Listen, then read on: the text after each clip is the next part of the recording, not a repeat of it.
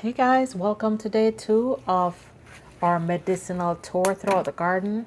Yesterday we spoke about papaya seeds and leaves. Be sure to go back and watch it if you missed that.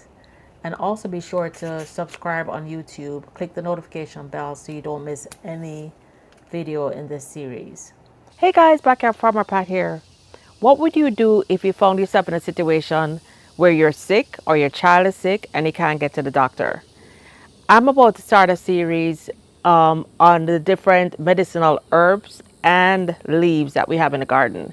So you guys know I'm always talking about my fruit trees, but did you know that the leaves of most of my fruit trees are even more medicinal and more healthy than the fruit themselves?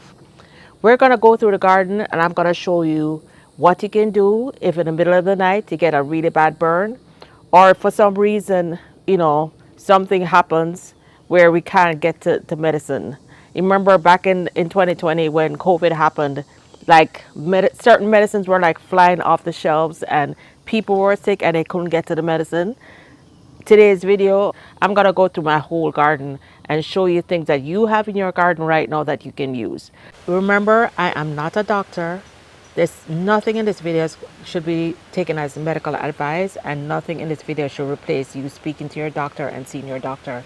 This is just information that is on the internet and some information based on things I have tried.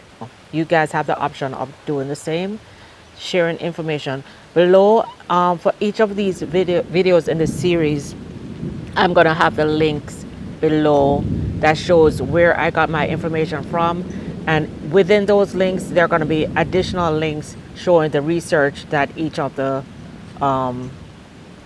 article got their information from. So today we are right beside one of my very favorite, I think it may be my favorite herb in the garden now.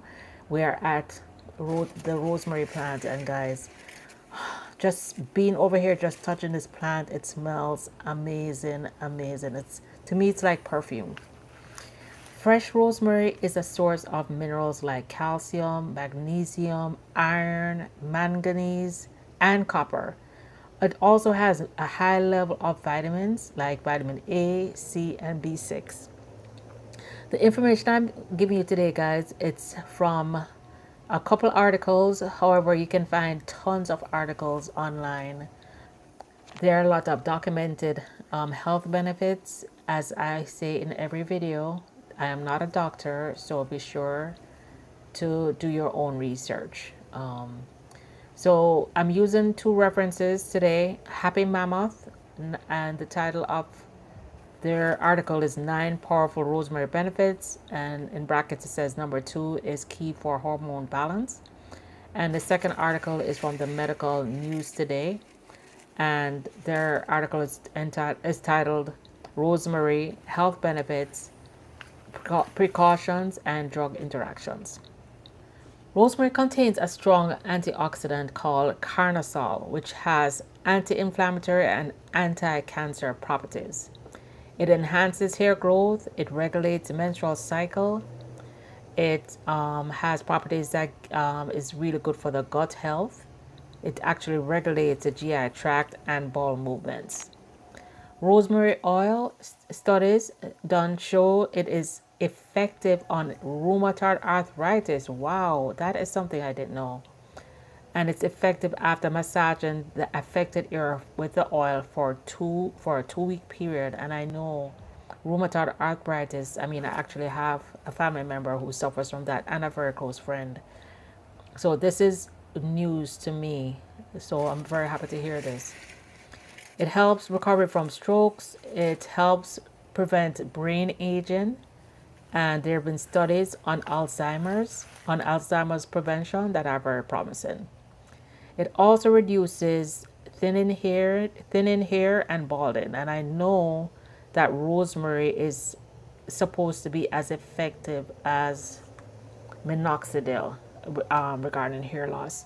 I actually started making my own hair growth oils, and I use rosemary from the garden, moringa, and clove.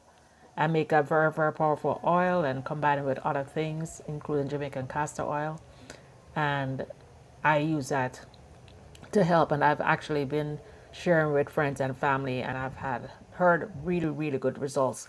I actually have a friend who has had cancer. Thank God she's healed, but her head was still bald. So she reached out to me last year, and I shared some of my rosemary oil, which was just, it was literally my first batch of the rosemary oil that I made just for my own personal use.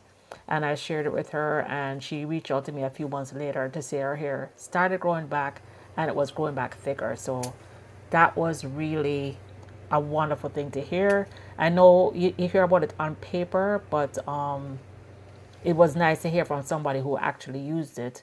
Same thing with a young gentleman.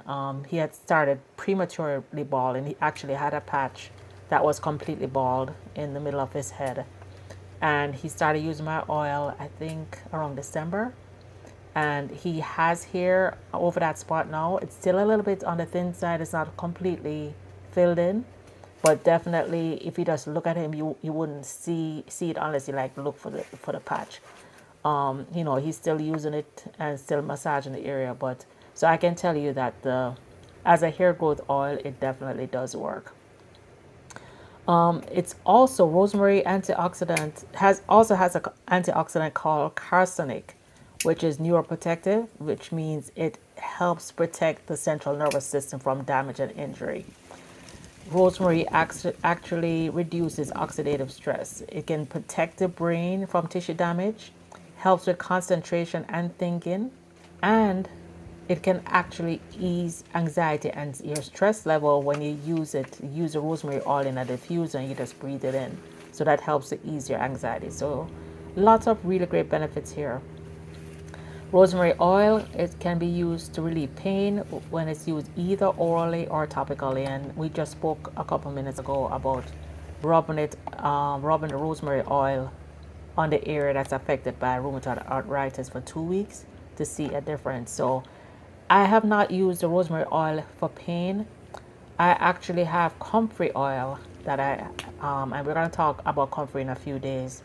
I have comfrey oil that I use, and comfrey oil with frankincense, and I've had amazing amazing testimonials about those oils. I do sell it on the comfrey oil on Etsy, but most of the testimonials I have are from people that I know personally that I've given it to, and they've tried it.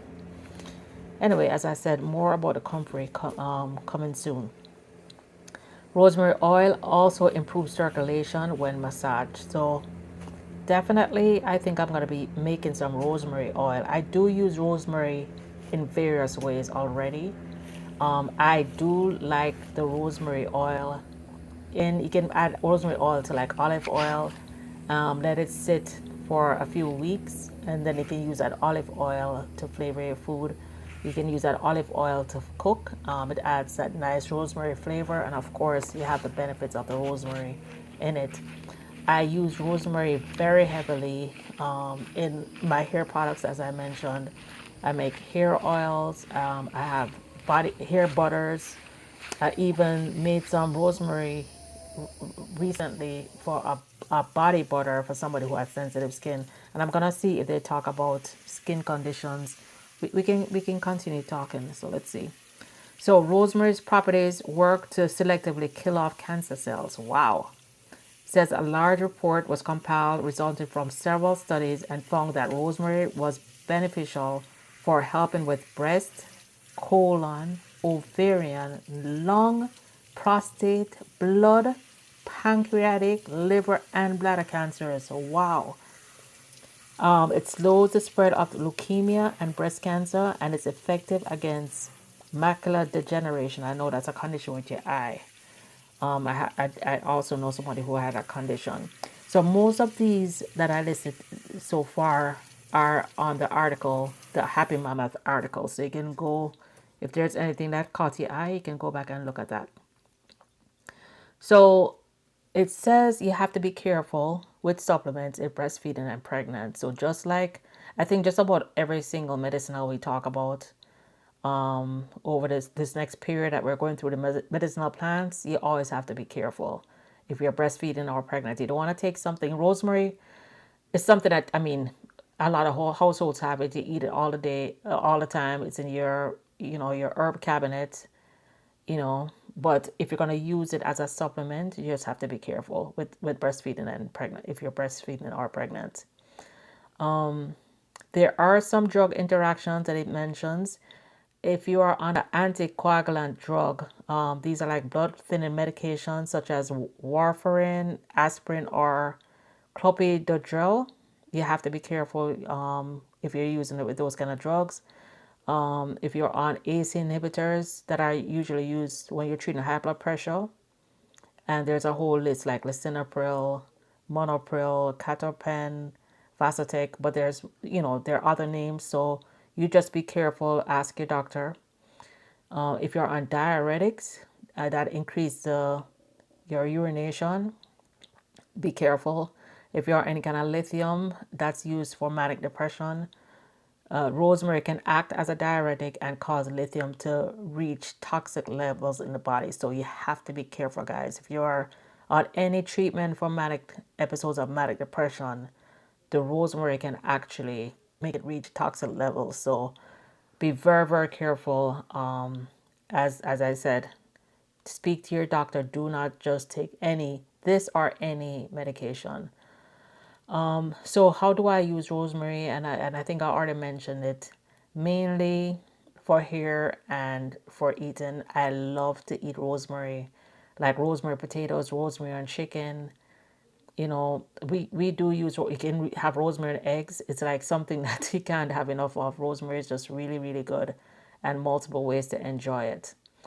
Let me know, how do you use rosemary, and what was the most surprising thing to you from this video? What was the most surprising thing? For me, it was definitely that it helps rheumatoid arthritis. I had no idea. I think most of the other things I kind of knew some stuff about or heard about it. But, so what am I going to do now? I'm going to take all the rosemary that I just harvested. I'm going to dry it. And I think I'm going to keep some. I'm going to put some in olive oil to start steeping so I can have some more of my rosemary oils. And the rest I'm going to just keep dried. I also, for the past year, I would say a year or two, since I've had rosemary in this garden, I do harvest rosemary maybe every 6 months. I dry it completely, blend it up, and I keep it in my shaker. So I haven't had to buy rosemary in a couple of years because I just keep it in my shaker, I label it, and that's how I use it. So with all of these leaves that I'm harvesting, you're going to see, I'm not going to go through how I actually preserve it because there are other videos out there about that. But I can just tell you up front what I'm going to do. Just in case, guys, there's ever, as I said, something very drastic happening where we need to get to our medicines or we need to get to these medicinal plants. I definitely cannot remember everything. So what I do with these herbs is I'm going to keep them in jars. The dried leaves, I'm going to keep them in jars, and I'm going to label the jar with all the conditions that it can treat. Then I'm going to keep somewhere else in a printed format. Of course, I have it on my laptop, but I'm going to keep it on a printed format, what the dosages are or the methods to use it. Because as I said, if something happens, I've lived through hurricanes. We lived through Hurricane Andrew. Can't remember what year that was. I think it was in 2000. And if you're without power for weeks and you need medicines or you need something, you can't depend on a laptop or your phone if there's no power, no cell coverage, nothing. So I just prefer to have paper copies or at least have the jars with, labels on it, just for my use. But you guys, take the parts that make sense to you, and whatever doesn't make sense, you can discard it, right? Anyway, guys, hope you enjoyed this video, and I will see you on the next video. Bye now.